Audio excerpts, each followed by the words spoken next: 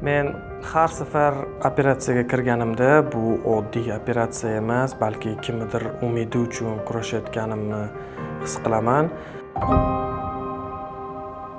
Ba'zan bizaga 1 yoshdan kichik bemorlar kelib qolishadi. Murg'aqqina kichkina bolani jigari ham juda kichkina, ichki a'zolari juda kichkina bo'ladi.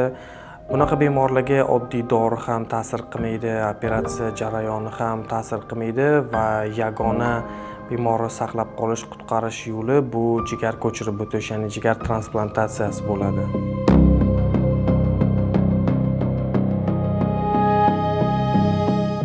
Bolalarda kattalardan farqli ravishda qon tomiri bir necha millimetr bo'lgan juda kichkina tomirlarni ulashga majbur bo'lamiz. Shu payti har bir soniya, har bir daqiqa juda muhim. Bu albatta nafaqat tajriba, balki sabr va jamoaviy yondashuvni talab qiladi.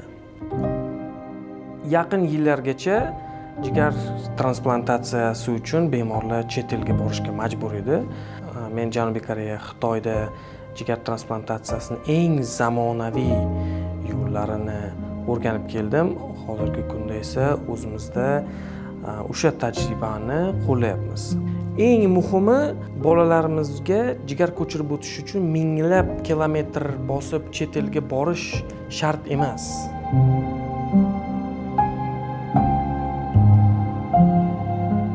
Ko'pchilik transplantatsiya bu faqat operatsiya deb o'ylaydi. Aslida unaqa emas. Bu juda murakkab tizim. Operatsiyaga donorni tayyorlash, bemorni tayyorlash, operatsiyani o'zi, operatsiyadan keyingi davr, immunologik tekshiruvlar, birgina bolani hayotini saqlab qolish uchun o'nglab mutaxassislar bir maqsad yo'lida ishlashadi. Eng baxtli lahza qaysi deyishsa, bu operatsiya muvaffaqiyatli o'tganidan keyingi kunlar desam bo'ladi.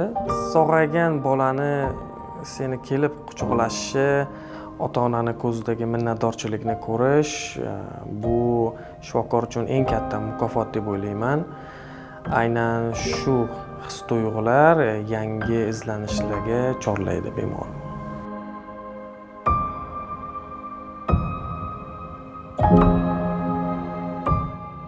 Men transplantatsiyani shunchaki operatsiya deb bilmayman. Bu juda murakkab jarayon.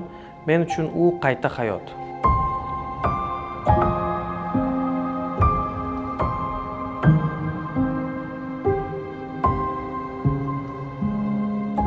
Bugun davlatimiz, davlat rahbari, prezidentimiz yaratib bergan sharoit va ishonch tufayli eng murakkab transplantatsiyani ham O'zbekistonda amalga oshiryapmiz.